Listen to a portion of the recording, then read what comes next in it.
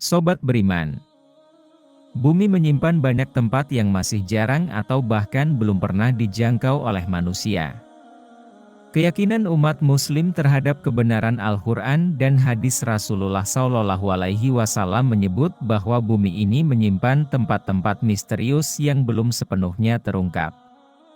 Beberapa tempat tersebut dijelaskan dalam surat Al-Kahfi ayat 83-101 dan surat An-Naml ayat 44, serta hadis Nabi Muhammad SAW tentang Pulau Dajjal yang diriwayatkan oleh Imam Muslim.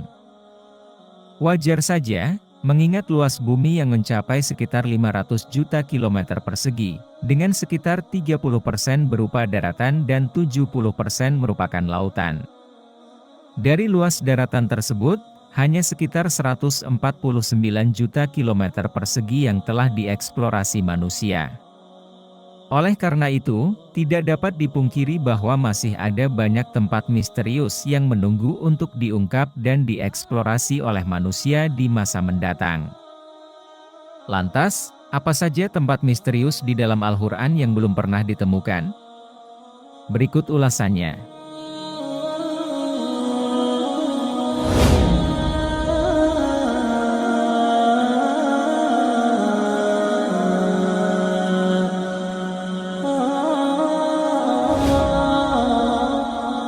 Assalamualaikum warahmatullahi wabarakatuh.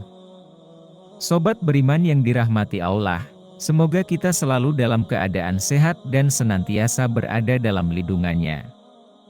Amin. Berikut tempat-tempat misterius yang dijelaskan dalam Al-Quran dan belum pernah ditemukan. 1. Gunung Kaf. Kisah Isra Miraj Nabi Muhammad SAW menyimpan suatu momen yang menakjubkan ketika beliau pulang dari perjalanan tersebut. Dalam perjalanannya, Nabi Muhammad SAW melihat Gunung Kaf yang memukau dengan keindahannya, sehingga hati beliau terpesona oleh pemandangan yang luar biasa tersebut. Setelah mengalami pengalaman itu, Nabi Muhammad tidak tahan untuk menyimpan keajaiban Gunung Kaf hanya dalam hatinya. Lalu beliau mengajak malaikat Jibril untuk mengunjungi tempat-tempat yang menakjubkan tersebut. Gunung Kaf juga terabadikan dalam Al-Quran, tepatnya dalam surat Kaf. Namun, hingga saat ini, letak sebenarnya dari Gunung Kaf masih menjadi misteri bagi banyak orang. Beberapa spekulasi mengenai lokasinya, seperti ada yang menyatakan bahwa Gunung Kaf berada di antara wilayah Yordania dan Arab Saudi, sementara lainnya berpendapat bahwa letaknya ada di daerah Yaman. 2. Telaga Ainul Hayat. Telaga Ainul Hayat dianggap sebagai air kehidupan menurut beberapa ahli tafsir. Air ini memiliki kemampuan untuk memberikan keabadian kepada manusia. Kisah ini menyatakan bahwa siapapun yang meminum air dari telaga tersebut akan hidup selamanya hingga hari kiamat, kecuali jika ia memohon kepada Allah untuk diwafatkan. Kisah tentang Telaga Ainul Hayat terekam dalam Al-Quran, tepatnya dalam surat Al-Kahfi ayat 83-101. Disebutkan bahwa telaga ini terletak di tempat terbitnya matahari, yang berarti berada di sebelah timur. Namun, meskipun telah ada referensi mengenai lokasinya, hingga saat ini belum ada yang berhasil menemukan telaga itu. Bahkan, dikisahkan bahwa Nabi Khidir alaihissalam dan Raja Zulkarnain pernah mencari tempat tersebut selama 12 tahun lamanya. Kabarnya, tempat itu terasa gelap, namun bukan gelap seperti malam hari, melainkan tertutup oleh kabut asap. 3. Pulau Dajjal. Dajjal adalah salah satu makhluk Allah Subhanahu wa Ta'ala yang memiliki kekuatan luar biasa dan berperan sebagai fitnah di muka bumi. Dalam keyakinan umat Islam, Dajjal akan muncul di akhir zaman, dan penjelasan mengenai hal ini dapat ditemukan dalam Al-Quran dan hadis Nabi Muhammad SAW. Salah satu hadis Nabi yang diriwayatkan oleh Imam Muslim menyebutkan tentang lokasi di mana Dajjal akan dibelenggu oleh Allah Subhanahu wa Ta'ala.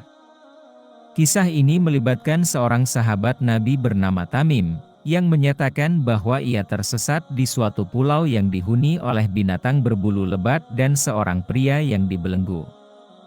Tamim tidak dapat memastikan dengan pasti lokasi pulau tersebut, namun ia menyebut bahwa pulau itu berada di Laut Syam atau di Laut Yaman.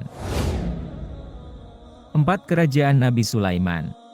Nabi Sulaiman alaihissalam dikenal memiliki kerajaan yang sangat megah, dengan harta yang melimpah ruah sehingga ia dianggap sebagai manusia paling kaya yang pernah ada di bumi.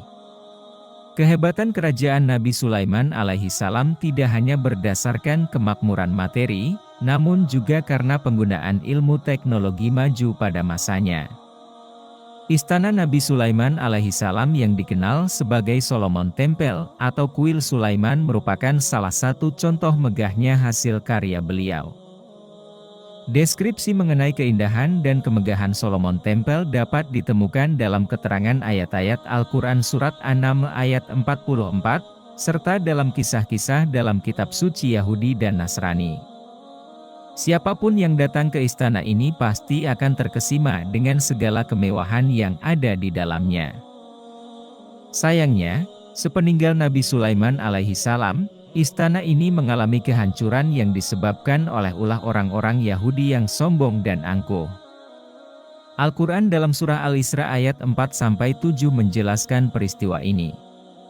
Meskipun istana Sulaiman tidak lagi berdiri, namun tempat di mana kuil itu pernah berada, diyakini terletak di sebelah selatan Dome of the Rock, suatu masjid yang dibangun oleh Khalifah Al-Walid dari dinasti Umayyah.